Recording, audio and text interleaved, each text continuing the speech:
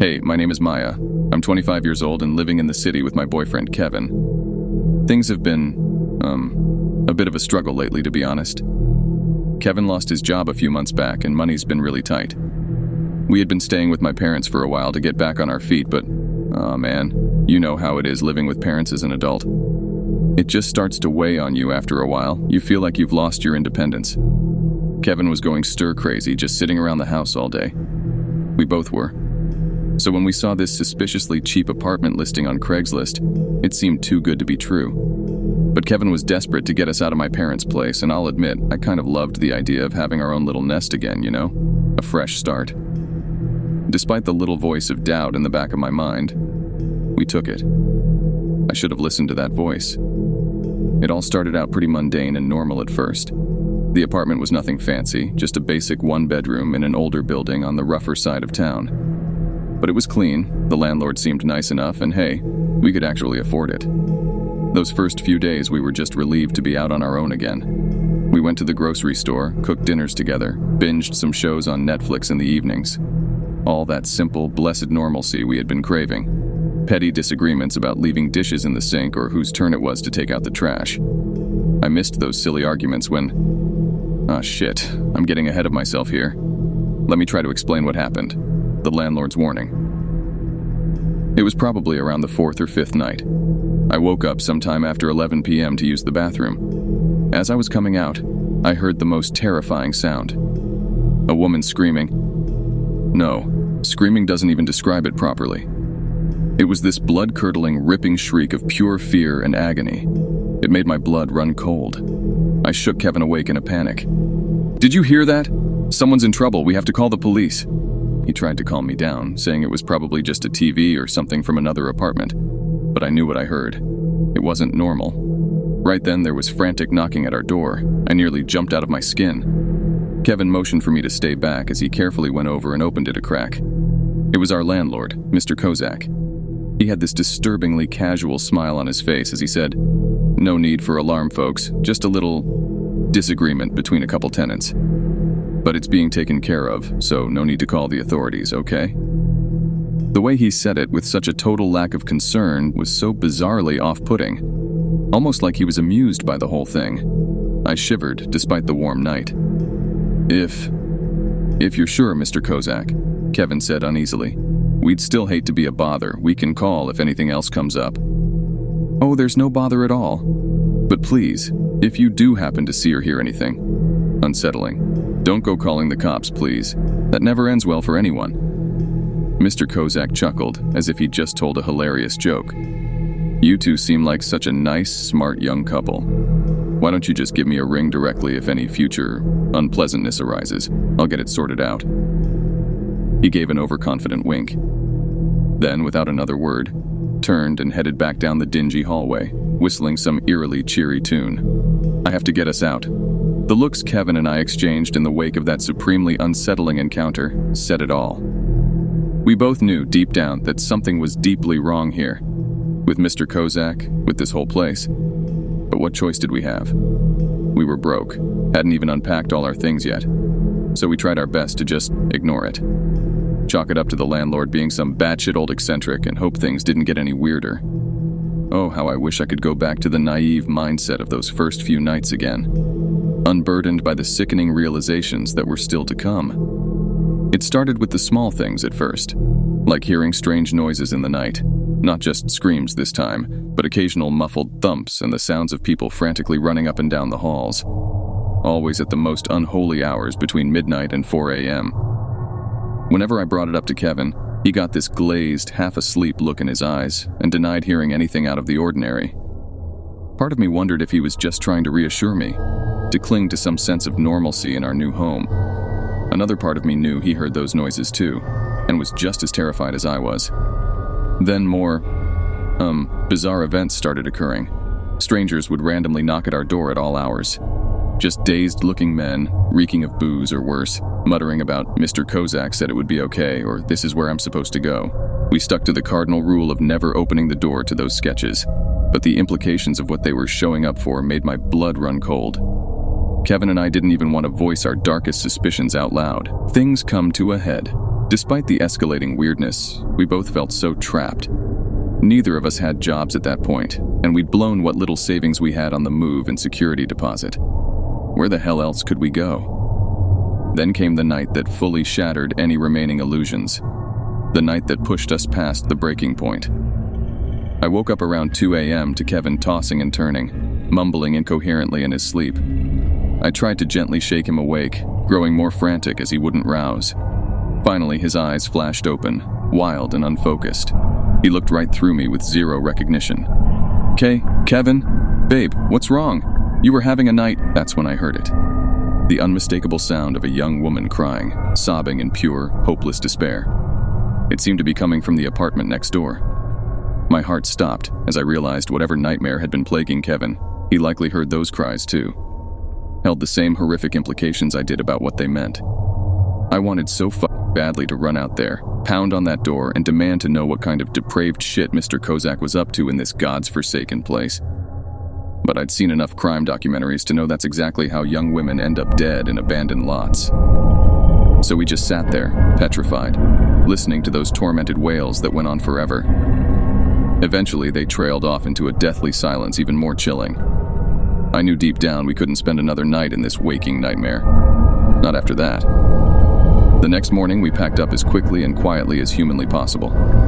I didn't even give a shit about getting the security deposit back at that point. Nothing was worth sticking around that hellhole a second longer. As we were dragging our meager belongings out to the cab, Mr. Kozak emerged from the shadows and flashed that same sickening grin. "Leaving so soon? I do hope every, accommodation was to your liking during your stay." He let out this wheezy chuckle that made my skin crawl. Kevin urged me past without a word or eye contact. We never looked back. So there you have it. We got out, but so many mysteries remain. Just what kind of unspeakable depravities were happening behind those paper-thin walls? Who were those poor souls we heard screaming and crying out so desperately? And most of all, what did Kozak mean by accommodation? Was he implying we were somehow complicit by our silence? By witnessing those horrors and doing nothing? I try not to dwell on it, but those questions still haunt me. If only we'd had the resources to go somewhere else right away. If only we'd found the courage to report Kozak, no matter how ominous his warnings. If only... In the end, I suppose we'll never know the full truth. But one thing's for certain. From now on, we're never taking too good to be true apartment listings on Craigslist ever again. Some horrors are better left undiscovered. I'm Mark, just an ordinary guy, you know. I work a 9-to-5 office job, come home to my little apartment, heat up a frozen meal for one. Nothing too exciting. That all changed when I decided to move. See, my landlord raised the rent again and I just couldn't swing it on my salary. I knew I had to find a cheaper place fast. That's when I made the mistake of looking on Craigslist for movers. Big mistake. There was this one listing, no job too big. Sounded perfect for a guy on a budget. I sent Steve a message, and he replied within minutes. "You need meaty guys who can get it done? I'm your man."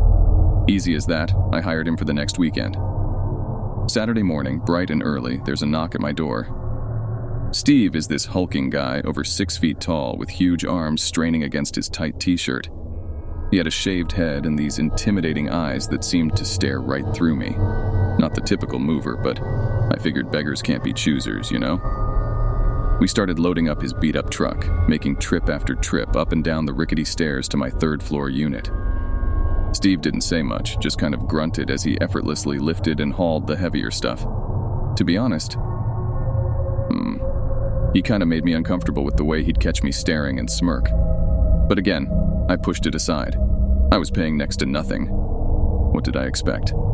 At one point, sweat just pouring down his face, Steve pulled off his shirt and, well, he had this grotesque knife scar across his chest. I didn't ask questions. I stuffed one of my t-shirts over my mouth, waved the smell away, and we finished up. Paid him his $200 for the full day's work and thought that was that. But it wasn't. That night, I was startled awake by a noise. At first I thought it was my neighbor's cat again, you know, scratching around in the walls like they do, but... Then I heard it. Heavy footsteps, creaking across my living room floor. I lived alone, no pets, and I sure as hell didn't have anyone over. I was shaking, frozen in bed for what felt like an eternity, until I saw him. Steve, just standing there in my bedroom doorway, glaring at me through the darkness. I opened my mouth, but the words wouldn't come out. He took a step closer, then another. That's when he pulled something from behind his back. Something long, metal, reflecting the moonlight. Oh God, it was a gun. Looking back, I should have screamed, tried to run, call the police, anything. But I just laid there, paralyzed, as this man from Craigslist crossed the room towards me. I squeezed my eyes shut as he leaned over the bed, waiting for him to pull the trigger or plunge a knife through my chest. But he didn't do either of those things. I opened my eyes to find Steve's face just inches from mine. His rancid breath overwhelmed me as his cracked lips parted in a sick grin. Before I could react, he was on top of me, his huge frame pinning me down effortlessly. He laughed as I squirmed and writhed underneath him like he enjoyed the struggle or something. Then he did something that will haunt me until my dying day. He leaned in and ran the barrel of the gun across my cheek, then down, over my lips, letting it linger there as I whimpered, before finally pulling it away and pressing the cold steel against my temple. "Do everything I say and you'll make it out of this alive," he growled. "Understand?" I managed a frantic nod, tears streaming down my face at this point. He pulled me up by my hair, dragging me out of the bedroom and into the living room. That's when I saw what he'd done. My furniture overturned, shelves emptied, belongings strewn about. He'd torn my apartment apart looking for, I still don't know what. Valuables maybe? But why didn't he just take them? Why? Steve shoved me to the floor, sending shooting pains up my wrists as I landed hard, bound them together with duct tape he'd procured from somewhere. He whipped off his belt and gagged me with it before picking me up again and tying me to one of the wooden chairs. All I could do was watch helplessly, crying through the gag as Steve went about further ransacking my place, opening every drawer and cabinet. For hours he did this, systematically searching every nook and cranny while I sat there terrified, waiting for him to finally find whatever he was looking for, or just get bored and put a bullet in me. My heart was racing, sweat pouring down my face, every muscle tense and aching. Around 3 a.m., Steve's phone started ringing. He pulled it out, listened for a moment, then began yelling into it, pacing around me in a frenzy. "I've turned this place f***ing upside down. There's nothing here." He was growing more and more agitated, until finally he hung up and whipped the phone across the room where it shattered against the wall. For a long while after that, utter silence as Steve reclined on my sofa, rubbing his temples and mumbling to himself. Then, without warning, he turned to me, our eyes locking. He stared at me, a chilling look on his face like he was trying to decode a puzzle. Slowly, almost casually, he made his way over and crouched down in front of me until our faces were only inches apart again. "Guess this was just a waste of my time after all," he muttered, refusing to break eye contact. I braced myself, convinced this was it, the moment he'd finally put me out of my misery. But instead, Steve simply stood up, grabbed his gun and headed for the door, pausing one last time to look back at me with an inscrutable half-smile. "You got lucky this time, kid." And just like that, he was gone, leaving me alone, bound to that chair in the wreckage of my home. It took everything I had not to fully break down right then and there. I spent the next 7 hours waiting for dawn, for any sign of life or hope of being found, wondering if Steve would be back to finish what he started. When my brother Michael arrived around 10 a.m. to grab some tools he'd left in my place, I'll never forget the look of sheer horror on his face when he surveyed the scene and found me. He raced over, frantic, getting the duct tape off and hugging me tightly, as I finally allowed myself to shatter. To this day, the police never found any trace of Steve. No fingerprints, DNA, security footage from the building. Nothing. Like he materialized out of nowhere just to torture me for some sick, unfathomable reason, before vanishing into the ether once again. I have my theories, of course. Like maybe he had the wrong apartment, was looking for someone or something that wasn't there. But in the end, I'll probably never know for sure. Just one of those mysteries you're forced to live with, that shakes your faith in the inherent goodness of people, your ability to ever feel safe again. Anyway, that's my story. Take it or leave it. Just be careful who you invite inside your world these days. You never know what kind of monster might wander in. Even though my name is Hope, people call me Martin. Until recently, I was just a regular guy, a 34-year-old software developer living in Seattle. I guess you could say I was going through a bit of a rough patch. My long-term girlfriend Jen and I had broken up 6 months ago after 5 years together. It was pretty messy in the end. I'm still not over it, if I'm being honest. Anyway, I had been looking to move to get a fresh start after the split. Selling my car was part of that process since it had a ton of memories tied to it from happier times with Jen. I found a decent deal on Craigslist for a used 2015 Honda Civic from some random seller. Little did I know that purchasing that car would send my life spiraling into a waking nightmare. When I went to meet the seller and inspect the vehicle, everything seemed totally normal at first glance. Middle-aged guy named Bill, a real friendly sort who said he was upgrading to a newer model. The car itself was in pretty good shape, no major dings or dents. I took it for a test drive and nothing seemed amiss. We finalized the paperwork for $8,500 and I drove my new-to-me Civic back to my apartment. It wasn't until I started cleaning out the interior a few days later that I made the deeply unsettling discovery. Stuffed underneath the backseat cushions was what can only be described as a makeshift hidden compartment. A small door carved into the trunk area leading to a tiny enclosed space between the rear seats and the trunk. I couldn't fathom why something like that would be installed in a regular passenger vehicle, unless it was intended for some nefarious purpose. Upon further inspection, the cramped compartment reeked of stale sweat and something else more sinister that I couldn't quite place. As I shined my phone's light inside, my heart dropped into my stomach. Streaks of dried brown liquid coated the walls. Liquid that looked an awful lot like dried blood. Suddenly feeling nauseous, I hastily closed up the compartment and stumbled backwards, overwhelmed by dreadful possibilities. What sick, depraved acts had the previous owner, Bill, committed with this vehicle? Had he used the secret room to transport victims? People he had harmed or even killed?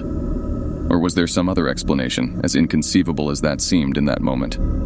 Dozens of haunting questions flooded my mind, each one more chilling than the last. As the gravity of the situation crystallized, I realized I was now unwittingly tied to, potentially, something extraordinarily disturbing and likely criminal. Part of me wanted to go straight to the authorities, to report my finding and put as much distance as possible between me and whatever depravity this vehicle had borne witness to. But another part of me, the part that crime shows and horror movies had permanently lodged in my psyche, wondered if coming forward could make me a person of interest, a suspect even. So I did nothing for the time being. I tried my best to go about my daily life and not think about the ominous secret compartment. But how could I not? Every time I opened the trunk or slid into the driver's seat, I was assaulted by phantom smells and visions of unimaginable horrors better left undisturbed. The subtle stain of dread I had tried to compartmentalize always resurfaced, leaving me uneasy and tormented by morbid hypotheticals. Restless nights were punctuated by all too vivid nightmares. Visions of being trapped in that cramped, sweaty compartment, banging hopelessly on the door, gulping stale air as my cries for help went unanswered. Other times I dreamt I was Bill, a mild-mannered monster calmly shuttling my unspeakable cargo to its grim destination. Awake, I began noticing small details about the vehicle that had previously escaped me. A splotch of reddish-brown discoloration in the trunk lining. Strange symbols, ritualistic perhaps, etched into the underside of the dashboard. The faint, acrid scent of chemicals lingering somewhere in the cabin's recirculated air. Each innocuous observation fed the cycle of dread and fueled my imagination to even darker places. After a week of inner torment, I decided I couldn't live like this anymore. I would remove the wretched compartment, scrub the vehicle clean of any lingering remnants of its prior purpose, and be done with it once and for all. Or so I thought. Armed with a toolkit and a bucket of industrial cleaner, I set about dismantling the hidden room. As I carefully pried away its flimsy wooden panels, I immediately knew my plan for purging the car was doomed to fail. Because tucked amid the sickly beige upholstery was a small cardboard box, its contents promising to further unravel what remained of my sanity. Inside, I found, handwritten notes, scrawled in what seemed to be chicken scratch. Pages and pages of rambling, half-coherent screeds that vacillated between records of apparent daily minutiae and grandiose proclamations about bearing witness to an epical truth. As I scanned the words, certain chilling phrases leapt off the page. They're everywhere, hiding in plain sight. Horrible, unblinking eyes, peering through the veil at all times. Can't let them steal my essence, not after coming this far. Another page, decorated in strange symbols reminiscent of those on the dashboard. The time of transformation draws near. The offering prepares the vessel to shrug off its withered husk and be remade anew, incorruptible and eternal. As I read on, slack-jawed in disbelief, it became clear these were no ordinary, unhinged ramblings. Something larger and far more insidious bound them together.